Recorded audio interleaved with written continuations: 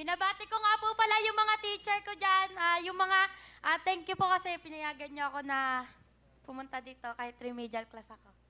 Yung Ano mama ka? ko po dyan, Ano ka? remedial class po. Remedial. May bagsak po kasi akong subject. Okay. Sige. Sige. Yung Proud ka pa, ha? Yes, sabihin mo sa buong mundo. Ilan ang bagsak mo? Ay, 5 ang bagsak mo? Oo. Congratulations, Eka. Eka, napakaswerte ng magulang mo sa'yo. Talagang, di ba? Nakakatuwa. Okay. Yung Bakit ka may bagsak? po, Ba't may bagsak ka? nagloko po kasi ako eh. Ilan taon ka na? 17 po. Ano? Ba't ka nagloko? Anong ginawa mo sa buwan? Napabarkada po. O tapos?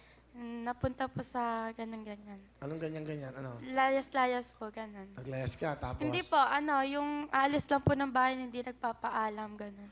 Sa magulang mo. Anak ka, saan ka ba? Sa father side, mother side? Ano kayo? Step ba kayo? Half. Half po. Half kayo. Ano ibig sabihin ng half? Magkapatid lang po kami sa tatay. Sa tatay. So, ang tatay nyo, nagdalawa, naging asawa. Opo.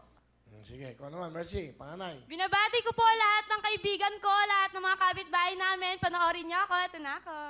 Cute, eh. Tiga saan ba kayo, Mercy? Galing po kami sa Santa Maria, Bulacan. Tiga Bulacan kayo, okay.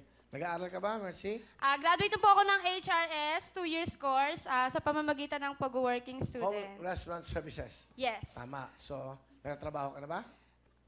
Full-time man po ako sa baby kong 5 may months. anak ka na rin. Yes po, kakakasal ko lang po last year, Wow, December. congratulations. Okay. Ano ba trabaho ng asawa mo? Isa po siyang budigero sa isang construction site sa bahay, Santa Maria din po. Okay. Ikaw naman, dalaga ka pa ba? Nag-aaral po. Grade 11 student po sa JPI.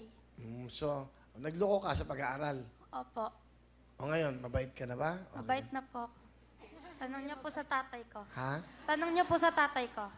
Sige. Huwag mo akong utusan. Mamaya natin ko. Pakilala niyo na. Sino kasama niyo?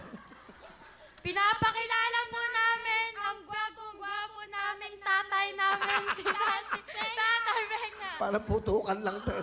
Magandang Oy. hapon, paring Will. Ano ginagawa niyo, Mang Benga? Sa ngayon po, namamasukan po ako bilang welder. Ano gusto mo sabihin sa iyong mga anak? Mga anak, sana pagpatuloy nyo yung pinakikita nyo pagbabago, lalo ka na Ekang. At ikaw naman, Mercy, alagaan mo pamilya mo. Kahit may pamilya ka na, kung may kailangan ka sa akin, nandito lang ako. Susuporta kita hanggat kaya ko. Yun lang. Sino una? Ikaw muna, Eka. Ikaw ang sakit sa ulo eh. Salamat po sa lahat. Sa lahat po ng pag-intindi sa mga maling nagawa ko. Kahit na ang dami-dami kong nagawa po sa inyo, still yung pagmamahal niyo para sa akin nandyan pa din. Kahit na may time na nasasagot ko na kayo na hindi naman dapat. Salamat pa. Mahal na mahal ko po kayo. Okay. Eka. Mercy, sa papa mo. Salamat sa lahat ng tulong mo para sa akin. Simula nung maliit ako hanggang ngayon. Kahit na may asawa na ako, di mo ako pinababayaan. Mahal na mahal ko kayo. Ikaw, ang lalim ng kasalanan mo. Oo, Hindi ba? sobra. Ano? Opo, Sabi mo, ano? Sobrang umuwi ng gabi, pagkatapos hindi nagpapaalam. Minsan 3 araw siya kung hindi umuwi. Anak ng... Nako.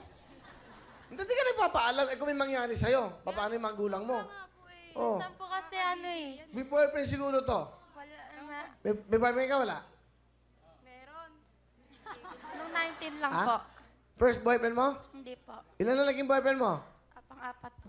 Ganda! Nagkabalikan lang po kami nan. Alam ng tatay mo? Isa lang po yung alam.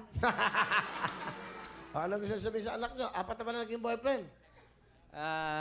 Alam mo, anak, wala namang magulang na nakakatiis sa kanyang mga anak eh. Kahit anong sama ng ugali ng kanilang mga anak. Hindi nila matitiis yun. Dahil, Ayan, nagkakalakasan. dahil kami, sa amin kagaling eh. Natural, hindi ka namin pabayaan. Kaya lang, dapat lahat ng gagawin mo, kailangan ipaalam mo sa magulang mo para kung ano man mangyari sa'yo, alam namin kung saan ka hahanapin. Hindi pa umuwi na 3 araw. Yun nga pa rin, Will eh. Lagi nga namin hinahanap yan, tinatanong namin sa mga kaklase. Hindi naman nakakasama ng mga kaklase. Saan ka napupunta? Saka dati ko pong kaibigan. Yan po yung bad influence eh. Nagpa-practice paring Will ng mga sayaw. Hanggang sa inaabot ng curfew. Alam mo, walang bad influence sa tao. Bad influence sa sarili mo. Kasi ikaw ang gumagawa niyan. Alam mo na palang bad influence, bakit mo susundin? O alam mo na Tama. Ay, nako. Huwag kang inaabot ng gabi sa pagpapractice ng sayaw. Ano yung ginagawa niyo? Zumba? Tapos sa gabi? Ano to, sumbang gabi?